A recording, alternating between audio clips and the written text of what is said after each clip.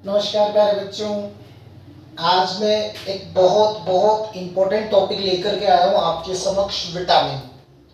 Topic चालू करने से पहले मैं आपका थोड़ा सा समय लूंगा और कुछ बातें बताता हूँ। बेटा, एक दो दिन से मेरा स्वास्थ्य थोड़ा सा डाउन था, इस वजह से मैं वीडियो जो है वो प्रॉपरली अपलोड नहीं कर पाया। बाकी मैं उसके बाद भी मैंने जैसे मुझे लगा तो मैं नया टॉपिक लेकर आया हूँ, विटामिन। जो बच्चे 11th क्लास में हैं, even 10th 11th 12th BSc MSc और इनके बेस पर जो भी लेवल के एग्जाम होते हैं, पटवारी का हो, कांस्टेबल का हो, एसएससी सीजीएल हाई कोर्ट किसी का भी हो, मतलब जो आर्ट्स वाले बच्चे उनके लिए भी विटामिन इंपॉर्टेंट है। और जो बच्चे आरपीएससी फर्स्ट ग्रेड यानी व्याख्याता लेक्चरर का एग्जामिनेशन दे रहे हैं या उसकी तैयारी कर रहे हैं, सेकंड ग्रेड की जो तैयारी कर रहे हैं बेटा, आरपीएससी जो, इसके अलावा जो आरएसएसएमबी जो है थर्ड ग्रेड का जो पेपर करवाती है, वो सभी प्रतियोगी परीक्षाओं में बहुत बहुत इंपॉर्टेंट है विटामिन। मैं आपको A to Z इसकी पूरी डिटेल बताने वाला हूं। जैसे आप पढ़ते हो, कई जगह नाम पढ़ लेते हो, कई जगह इसकी हिस्ट्री से एक आध बार कभी क्वेश्चन पूछ लिया तो वो बच्चा फिर उसको कर नहीं पाता है बेटा। तो मैं पूरी डिटेल बताऊंगा। आज दिन तक शायद आपको ये नहीं पता होगा कि विटामिन के तक ही क्यों होता है सर, आगे Z तक क्यों नहीं होता है ना। ABCD, इसके बाद में के वगैरह क्यों होते, बाकी GH वगैरह कहाँ गए बेटा। तो वो सारी चीज में डिटेल से आप 10 से 15 मिनट का वीडियो बहुत इजीली आपको पढ़ाऊंगा बेटा। इस वीडियो को एक या दो बार देखना और स्क्रीनशॉट लेकर इसको पढ़ लेना, जब भी आपका मन करे देखना, जिसमें आपका विटामिन का क्वेश्चन सही हो जाएगा। तो समय खराब न करते हुए मैं वीडियो को स्टार्ट करता हूं बेटा। विटामिन देखो, सबसे पहले बेटा 1910 में क्या हुआ था, एक वैज्ञानिक थे जिनका नाम था सुजाका, आपको याद नहीं रखना। इन्होंने विटामिन को खोजा था। विटामिन को खोजा था जो चावल के छिलके होते हैं ना, चावल के छिलके। आप इंग्लिश मीडियम वाले बोलेंगे कि सर चावल के छिलके, चावल को गलाते हैं, भिगोते हैं, या इसको बोलते हैं राइस ब्रान। राइस ब्रान चावल के छिलके में सबसे पहले विटामिन को 1910 में खोजा गया था। और बेटा जो विटामिन खोजा था सबसे पहले वो था विटामिन B1, और B1 का नाम होता है, साइंटिफिक जो केमिकल नेम होगा इसका थायमीन होता है। सबसे पहले थायमीन को खोजा गया था चावल के छिलके के अंदर 1910 में।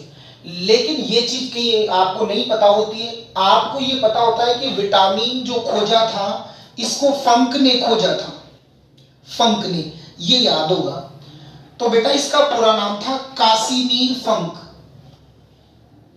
कासिमीर फंक। इस कासिमीर फंक ने इसके 2 साल बाद 1912 में बेटा विटामिन शब्द दिया था। और आपके एग्जामिनेशन में जब भी क्वेश्चन आता है ना, जो विटामिन टर्म किसने दी थी, तो विटामिन शब्द बेटा कासिमीर फंक ने 1912 में दिया था। ये आपको नहीं मिलता बेटा, ABCD उनके नाम और रोग, लेकिन ये हिस्ट्री भी जान लो इसकी। तो सबसे पहले 1910 में चावल के छिलके से विटामिन B1 को खोजा था, जिसका नाम होता है थायमीन। B1 है ये विटामिन B1। अच्छा, इसके बाद में कासिमीर फंक ने 1912 में बेटा विटामिन शब्द दिया था, यानी विटामिन शब्द का गठन किया था। अब प्रश्न उठता है कि विटामिन होते क्या हैं। तो विटामिन बेटा कार्बनिक यौगिक होते हैं, कार्बनिक यौगिक। अच्छा जी सर, कार्बनिक यौगिक होते हैं जिनकी हमें सूक्ष्म मात्रा में जरूरत होती है, बहुत कम जरूरत होती है लेकिन जरूरत है।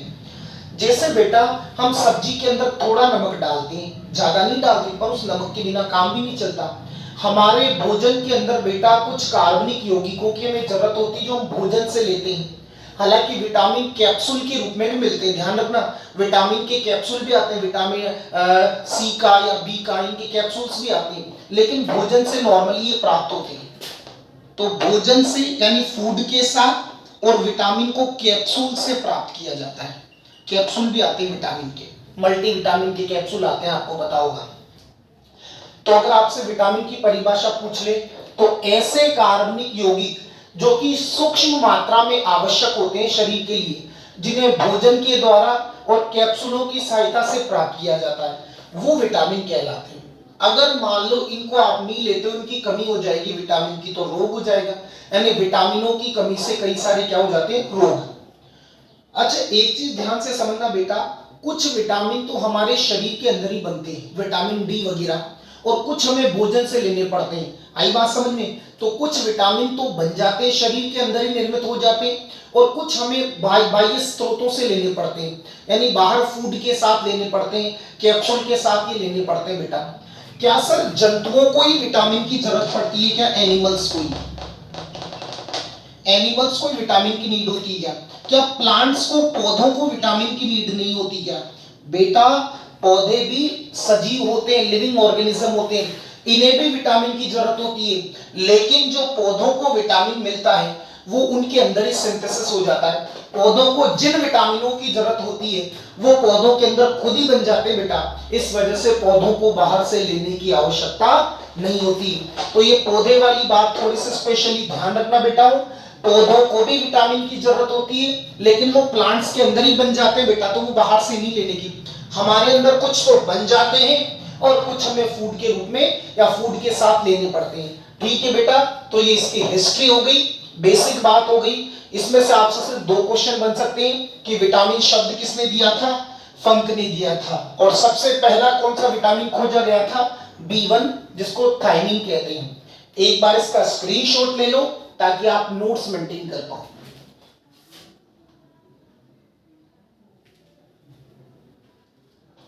अब देखो, चलो आगे पढ़ते हैं।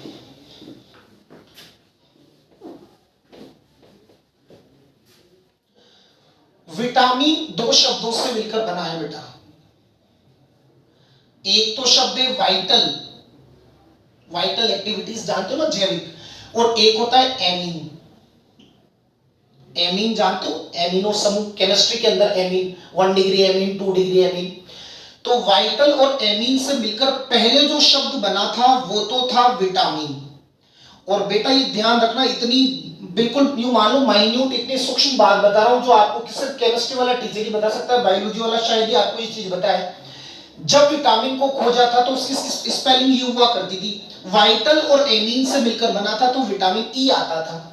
लेकिन समय के साथ साथ कुछ ऐसे विटामिन खोजे गए बेटा जिनके अंदर एमीन नहीं पाया जाता, तो एमीन नहीं पाया जाता तो बाद में इस ई को हटा दिया, यानी जितने भी विटामिन होते हैं सबके अंदर एमीन नहीं होता। तो वर्तमान समय में एट दिस टाइम बेटा ये स्पेलिंग लिखी जाती है, ये वाली, इसके पीछे से ई हटा दिया। क्यों? क्योंकि सभी विटामिनों के अंदर एमिनो ग्रुप या एमीन नहीं पाया जाता, तो फिर वर्तमान में विटामिन को ऐसे लिखते हैं। ठीक है बेटा। अच्छा, ये जो विटामिन होते हैं बेटा, इनको 2 कैटेगरी के अंदर कैटेगराइज करते हैं। देखो, अगर मैं इनका क्लासिफिकेशन करूं, वर्गीकरण, क्या कर दिया मैंने? विटामिन का वर्गीकरण। तो इनको बेटा विलेयता या सोल्यूबिलिटी के आधार पर क्लासिफाइड करते हैं। विलेयता मतलब सोल्यूबिलिटी।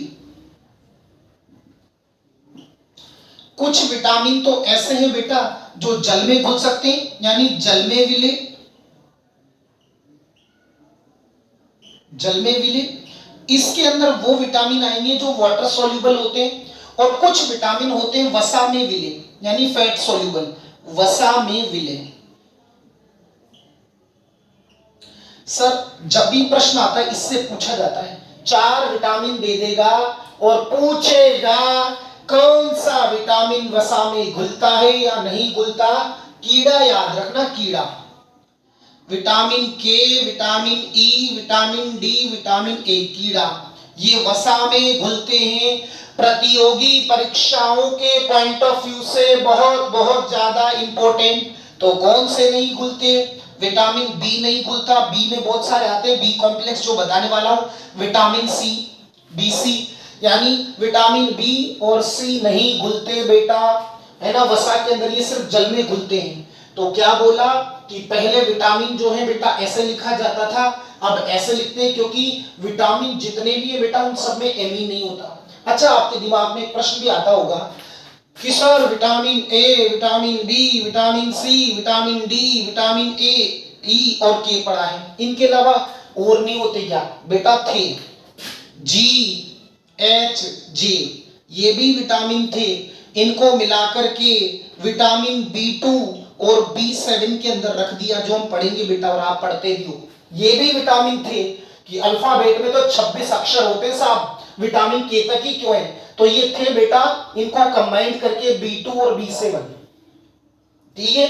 अच्छा, आपको नाम भी याद होगा, B2 को राइबोफ्लेविन कहते हैं और B7 को क्या कहते हैं, बायोटीन कहते हैं, इसको ध्यान रखना।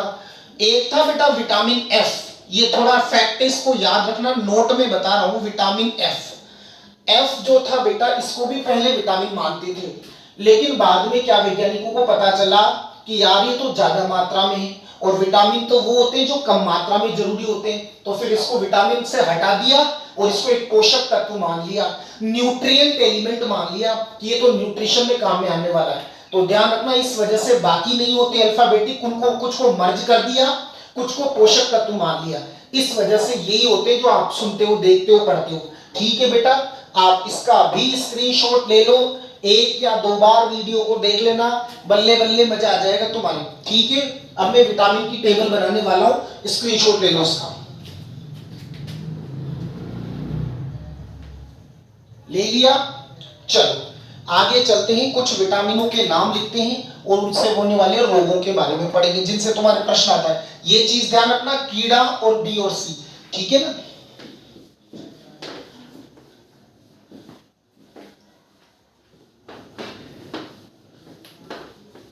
चलो,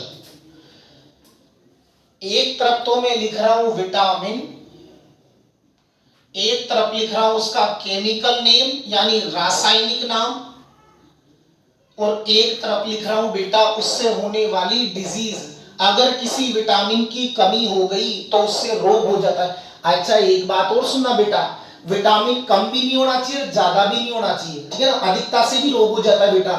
तो यहां मैं सिर्फ काम काम की चीजों को इंक्लूड कर रहा हूं, और यहां लिख दिया मैंने सीरियल नंबर। सबसे पहले नंबर 1, यहां लिखा मैंने विटामिन ए। विटामिन ए का नाम होता है बेटा रेटिनोल, रेटिनोल। और बेटा विटामिन ए रेटिनोल, अगर इसकी कमी हो जाए तो बीमारी होती है रतौंधी, इसको बोलेंगे। इसके अलावा जीरोफ्थैलेमिया। सर क्या होती है ये दोनों, बताओ। दोनों में बेटा आंखों से संबंधित होती है। इंग्लिश मीडियम वालों को बता दूं, दैट मीन्स नाइट ब्लाइंडनेस। इसमें दिखता नहीं है, अंधापन होता है बेटा, कॉर्निया इससे प्रभावित हो जाता है। तो चाहे जीरोफ्थैलेमिया हो, इसमें कॉर्निया ड्राई हो जाता है, सूखा सूखा सा।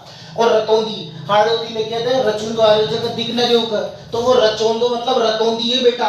रेटिनोल इसका नाम होता है, रेटिनोल, रतौंधी और जीरोफ्थैलेमिया, इंग्लिश में बोले तो night blindness. Number 2, B, vitamin B. अब बी के अंदर तो कई सारे होते हैं, सब जानते हो। पहले B1, B1 का नाम होता है थायमीन, और आपको याद भी आ गया होगा, सबसे पहले B1 को ही खोजा था चावल के छिलके से, थायमीन, ठीक है ना। जिनकी बीमारी इंपॉर्टेंट है मैं सिर्फ उसी की लिखूंगा बेटा, बेरी बेरी, बी से बेरी बेरी, ठीक है ना। आपको ये सिम्टम्स आवश्यक याद करने की जरूरत नहीं, किसमें क्या होता है, क्या होता है, नहीं होता, ठीक है ना। नंबर 3, ज्यादातर सीधा सा क्वेश्चन इनके नाम से पूछता है बेटा, विटामिन B2, B2 का नाम राइबोफ्लेविन, राइबोफ्लेविन। चौथा विटामिन B3, B3 का नाम निकोटिनिक अम्ल, निकोटिनिक अम्ल। और बेटा इसको नियासिन भी कह देते हैं, नियासिन। इससे बेटा कीलोसिस वगैरह होता है। कीलोसिस में क्या होता है, ऊपर से पपड़ियां पड़ने लगती है, पर तुमसे नहीं पूछेगा, परेशान होने की जरूरत नहीं है बेटा, है ना। इसके बाद में ये नाम ही पूछेगा केमिकल। नंबर 5, B5, B5 से होगा पेंटोथेनिक अम्ल, पेंटोथेनिक अम्ल। Number 6 vitamin B6। B6 का नाम होगा दैट इज पायरिडॉक्सिन। पायरिडॉक्सिन, ठीक है। नंबर 7 विटामिन B7 बायोटीन या बायोटीन। देखो वैसे यूं कह देते हैं कि विटामिन B7 ऐसा होता है जो जल में और वसा में घुल जाता है, लेकिन ये कुछ ही किताबों में इस बात को वैलिड मान रखा है, बाकी कुछ भी नहीं। तो ध्यान रखना, मैं स्टार लगा देता हूं, कभी फंसी जाओ, कोई ऐसे बड़े लेवल का एग्जाम हो जाए उसमें पूछ ले कि ऐसा विटामिन जो जल में भी घुले और वसा में भी, तो फिर वो B7 कर देना है तुम्हें, ठीक है ना। बायोटीन, इसके नाम बाद आएगा बेटा B9। B9 को बोलेंगे फोलिक अम्ल, फोलिक एसिड या फोलिक अम्ल। Next number 9 B12 most important है बेटा, इसको बोलेंगे साइनोकोबालामिन या साइनोकोबालामिन। साइनोकोबालामिन इंपोर्टेंट है बेटा। इससे बीमारी जो होती है उसका नाम है एनीमिया, और जितनी भी ताकत की शीशा देते हैं कमजोरी होती है, फ्रूट्स वगैरह बने रहते हैं उनमें विटामिन B12 जरूर होता है बेटा। फ्रूट्स का जूस जरूर होता है। खून की कमी को दूर करने में B12 बहुत इंपॉर्टेंट है। इससे जो रोग होगा pernicious, pernicious anaemia, pernicious anaemia. बीमारियां और भी हैं, पेलेग्रा कीलोसिस वगैरह, बट वो नेसेसरी नहीं है। एक बार रिपीट करते हैं बेटा, विटामिन ए रेटिनोल, रेटिनोल से रतौंधी और ज़ीरोफ्थैल्मिया दैट मींस नाइट ब्लाइंडनेस, इसमें दिखता कम है बेटा, आंखें अफेक्टेड होती है इससे। B1 का नाम है थाइमिन, थाइमिन, थाइमिन से beriberi. B2 riboflavin, B3 nicotinic acid या niacin, B5 panto 5 pantothenic acid, B6 pyridoxine, B7 biotin, biotin जल और वसा दोनों में घुलता है, B9 folic acid, B12 cyanocobalamin. अगर B12 की कमी आ जाए बेटा तो एनीमिया रोग हो जाता है। इसका स्क्रीनशॉट ले लो ताकि आप नोट्स मेंटेन कर पाओ।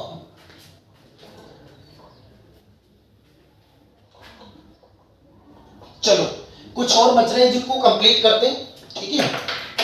अच्छा, इसके अलावा B12 तक ही मिलता है आपको, एक B17 भी होता है बेटा। चलो नंबर 9 के बाद स्टार्ट करते हैं B17।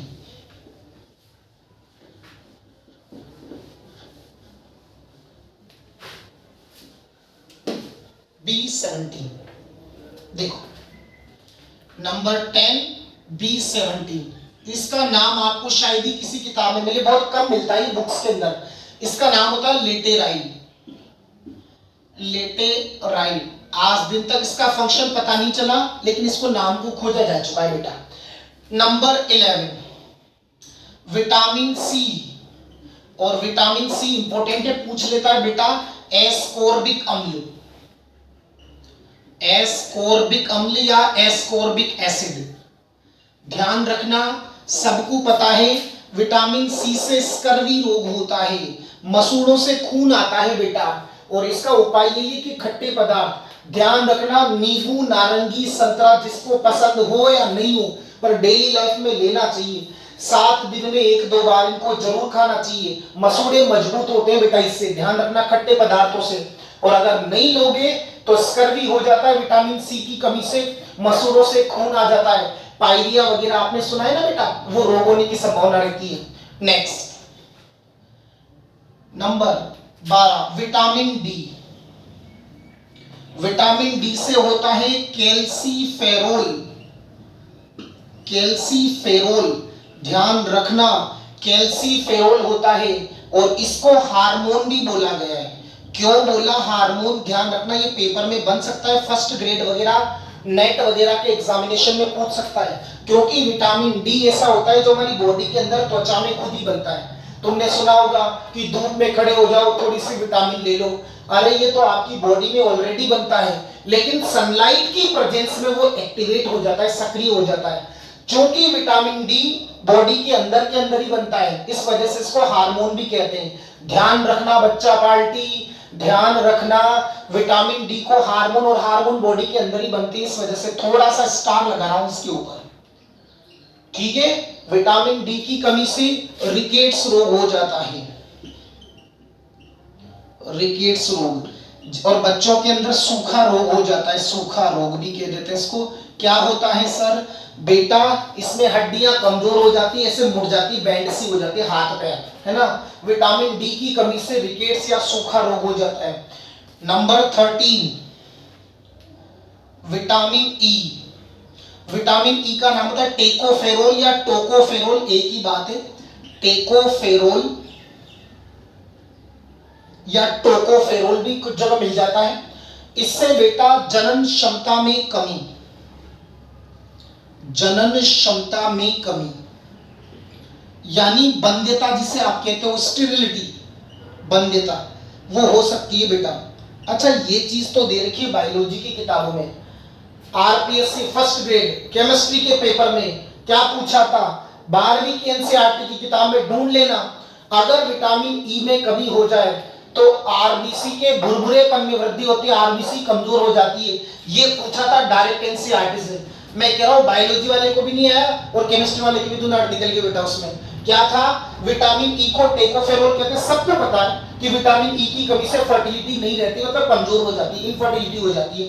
लेकिन ध्यान रखना ये एनसीईआरटी की बात है, अगर विटामिन ई की कमी हो जाएगी तो आरबीसी के भुरभुरेपन में, भुरभुरे मतलब सॉफ्ट सी भंगुर सी होने लगती है, भुरभुरेपन में वृद्धि,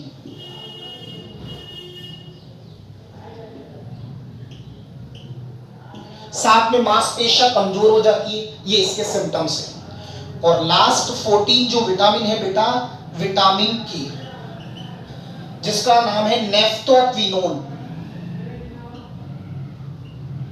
नेफ्थोक्विनोन प्यारे बच्चों, इसी को फिलोक्विनोन भी मिल जाता है, एक ही बात है दोनों, नेफ्थोक्विनोन या फिलोक्विनोन। और सबसे ज्यादा पटवारी, राजस्थान पुलिस, इन परीक्षाओं में पूछे जाने वाला प्रश्न है विटामिन के से, रक्त स्कंदन में सहायक, स्कंदन न होना। ध्यान रखना, अगर चोट लग जाती है तो खून बहता है, थोड़ी देर बाद खून रुक भी जाता है। खून का रुकना, रक्त स्कंदन, दैट मींस ब्लड की क्लोटिंग। ब्लड की क्लोटिंग करने में जो आयन काम में आता है वो कैल्शियम होता है। ब्लड क्लोटिंग में जो आयन काम आता है वो कैल्शियम होता है। और जो विटामिन काम आता है विटामिन के, नेफ्थोक्विनोन या फिलोक्विनोन, इससे रक्त स्कंदन न होना। बाकी क्यों नहीं है? तो मैंने कहा जी, जे, एच वगैरह ये मिलकर B2 वगैरह बना देते हैं। बाकी इसके बाद के एमएनओ क्यों नहीं है बेटा? कुछ की मात्रा ज्यादा और कम है, इस वजह से उनको विटामिन की श्रेणी में नहीं रखा। ठीक है, 5 मिनट में पूरा वीडियो रिकॉल करता हूं, आपको एक ही बार में याद हो जाएगा, ध्यान से सुनना। क्या बोला? विटामिन बोलूं 1910 में चावल के छिलके से B1 को खोजा था, विटामिन B1 थायमीन को। कासिमीर फंक ने 1912 में विटामिन शब्द दिया था, 2 शब्दों से मिलकर बनाया बेटा, वाइटल और एमीन्स। बाद में इसके पीछे से ई हटा दिया, क्योंकि जितने भी विटामिन होते सब में एमीन नहीं होता, तो ई को रिमूव कर दिया। अरे यस और नो बेटा?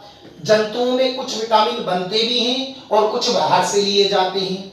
पौधों के अंदर सबके सब बन जाते हैं, इस वजह से उन्हें बाहर से नहीं लेना पड़ता। अरे यस और नो बेटा? इनको भोजन की सहायता से, इन्हें कैप्सूल से प्राप्त किया जाता है। इनका जब वर्गीकरण करते हैं तो विटामिन 2 कैटेगरी में कैटेगराइज रहे, जल में विलेता के, जल में विले और वसा में विले। जो कीड़ा है KEDA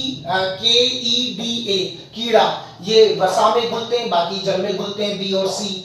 विटामिन ए का नाम रेटिनोल, B1 का नाम थायमीन, B2 का राइबोफ्लेविन, B3 का निकोटिनिक एसिड या नियासिन, B5 का पेंटोथेनिक एसिड, B6 का पाइरिडॉक्सिन, B7 का बायोटीन, B9 का फोलिक एसिड, B12 का साइनोकोबालेमिन, B17 का लेटेराइन।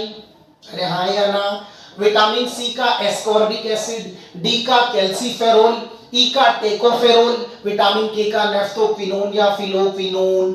ठीक है बेटा, वीडियो को देखना अच्छे से, नोट्स मेंटेन करना, Thanks a lot for watching me.